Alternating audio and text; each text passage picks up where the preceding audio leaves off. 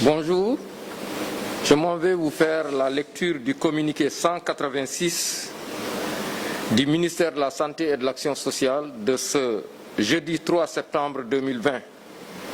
Nous avons reçu les résultats des examens virologiques ci-après. Sur 1032 tests réalisés, 83 sont revenus positifs, soit un taux de positivité de 8,04%. Les cas positifs sont répartis comme suit. 42 cas contacts suivis par nos services et 41 cas issus de la transmission communautaire répartis entre les communes ou quartiers suivants. La commune de Thiès, 5 cas communautaires.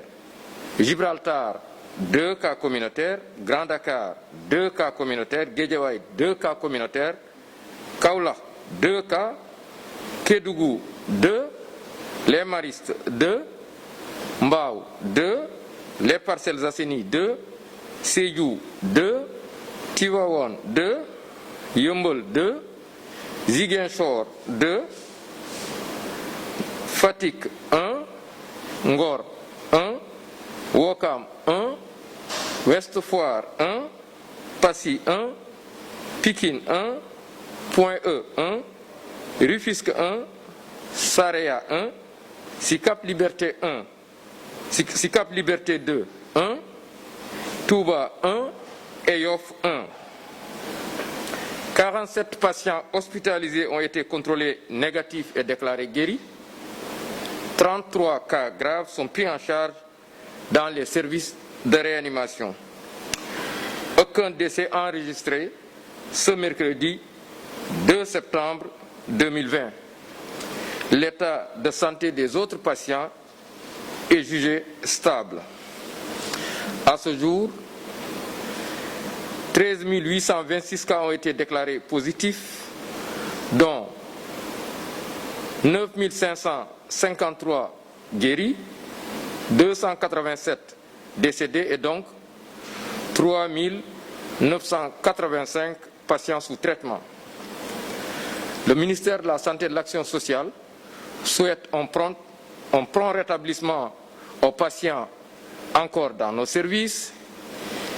Le ministère de la Santé et de l'Action sociale vous rappelle les recommandations du jour qui aujourd'hui vous disent ceci: prenez soin de vous, de vos proches et de la communauté, et pour cela, accordez une importance haute à 3 gestes essentiels, notamment le port correct de masques et toujours, le lavage des mains de manière fréquente et enfin, le respect de la distance sociale.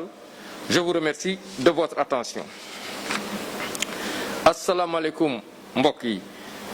Ma jotali leen communiqué bi bàyyeekoo ci ministère de la santé et de l'action sociale tey alxames ñetti fan ci weeru septembre bi ñu nekk. Ministère de la santé et de l'action sociale jot na résultat examen virologique yi may waaj a lim ci junni ak fanweer ak ñaari test yi ñu jot a def juróom-ñett fukk ak ñett ñoo ci positif. Ci positif yooyu am nañ ci ñeent fukk ak ñaar mooy cas contact, mooy ñi nga xam ne jot nañu feebar bi parce que dañoo jaxasoo woon ak ñi yore doomu jàngoro ji. Am nañ ci ñeent fukk ak benn cas communautaire. Cas communautaire mooy ñi nga xam ne jot nañ ci doomu jàngoro ji waaye xamuñu fu ñu ko jëlee. Ñooñu nag seen lim nii la tëddee. Thiès am na ci juróomi cas communautaire, Gibraltar am ñaar, Grand Dakar am ñaar, Guédiawaye ñaar, Kaolack am ci ñaar, Kédougou ñaar, Mariste am ci ñaar, Mbao am ci ñaar, Parcelles Assainies ñaar, Sédhiou am ci ñaar, Tivaouane am ci ñaar, Yeumbeul ñaar, Ziguinchor ñaar, Fatick am ci benn, Ngor benn, Ouakam benn, Ouest Foire benn, Passy am ci benn, Pikine benn, Point E benn, Rufisque benn, Saraya am ci benn, Sicap Liberté 2 benn, Touba benn ak Yoff benn. ñeent fukk ak juróom-ñaar si malade yi ñu entré woon hôpital wér nañu bés ni ki tey dinañu génn bu ci yàlla àndee. fanweer ak ñett ñu nga réanimation. kenn ñàkkul bakkanam bésu démb alarba ñaari fan ci weeru septembre bi ñu nekk. ñeneen ñi des hôpital ñu ngi am tan ci bésu tey dalee ko ci kaa bu njëkk ba Sénégal wàññi na fukki junni ak ñett ak juróom-ñetti téeméer ak ñaar fukk ak juróom-benn ñi nga xam ne jot nañ ci doomu jàngoro ji. ci ñooñu nag juróom-ñeenti junni ak juróomi téeméer ak juróom fukk ak ñett wér nañ ci. ñaar téeméer ak juróom-ñett fukk ak juróom-ñaar ñàkk seen bakkan mu des ñetti junni ak juróom-ñeenti téeméer ak juróom-ñett fukk ak juróom ci lalu hôpital yi wala ci loxo docteur yi. Ministère de la santé et de l'action sociale di ñaanal ñooñu nekk hôpital yàlla may leen tan ba ñu génn ak jàmm. Ministère de la santé et de l'action sociale di woo askan bi ñu gën a sàmmonte ak digle yi muy joxe bés bu nekk di leen fàttali nag na ngeen aar seen bopp aarale seeni jaboot ak askan wi.